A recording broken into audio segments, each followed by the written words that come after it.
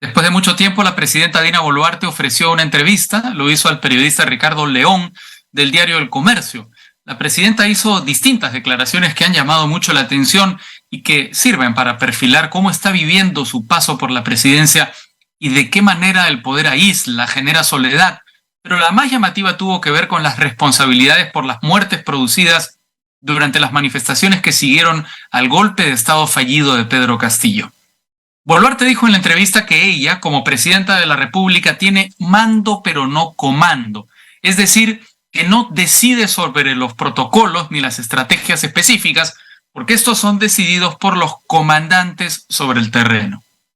Lo primero que hay que notar es que se trata de un cambio en el discurso del Ejecutivo, que de decir que no se cometieron violaciones a los derechos humanos durante esas jornadas, ha comenzado a decir que si estos se produjeron, fueron hechos aislados cometidos al margen de lo dispuesto por el gobierno.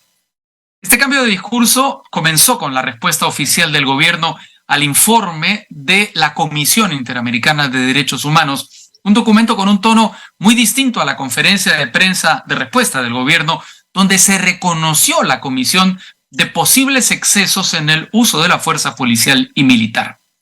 Pero para que este giro argumental funcione, para admitir que es posible que se cometieran violaciones a los derechos humanos, tiene que haber un responsable diferente a la presidenta y sus ministros. Y el responsable no es otro que los propios agentes del orden, policías y militares que actuaron incumpliendo lo estipulado, lo ordenado, cometieron excesos y abusos sobre el terreno, por lo que el gobierno piensa reestructurar la policía y el ejército. El problema de esta defensa de Dina Boluarte es que, como han repetido varios analistas, sus argumentos son calcados de los que empleó Alberto Fujimori cuando afrontó el juicio por violaciones a los derechos humanos. Y resulta sorprendente que Boluarte y su entorno repitan esta estrategia, porque ¿cómo le fue a Fujimori empleándola? Pues resultó condenado a 25 años de prisión.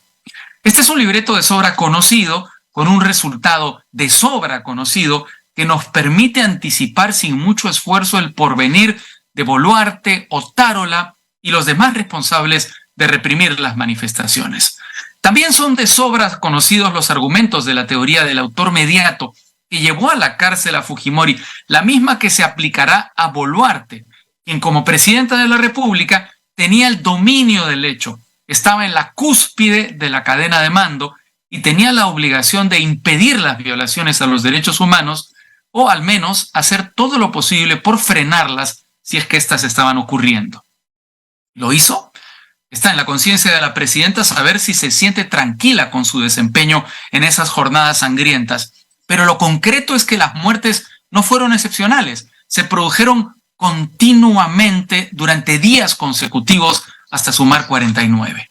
A esto hay que añadir la absoluta falta de voluntad del gobierno en emprender unas investigaciones ágiles y neutrales que permitan identificar a los responsables, investigaciones que hubieran supuesto, por ejemplo, la separación de los cargos de los sospechosos por el tiempo que duraran las pesquisas.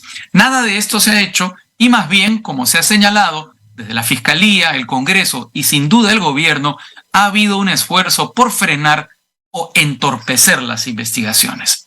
Por supuesto, este cambio de discurso le está costando al gobierno serias reprimendas de sus aliados que ven su doblez y rechazan el intento por abandonar a su suerte a los policías y militares acusados de violación de los derechos humanos.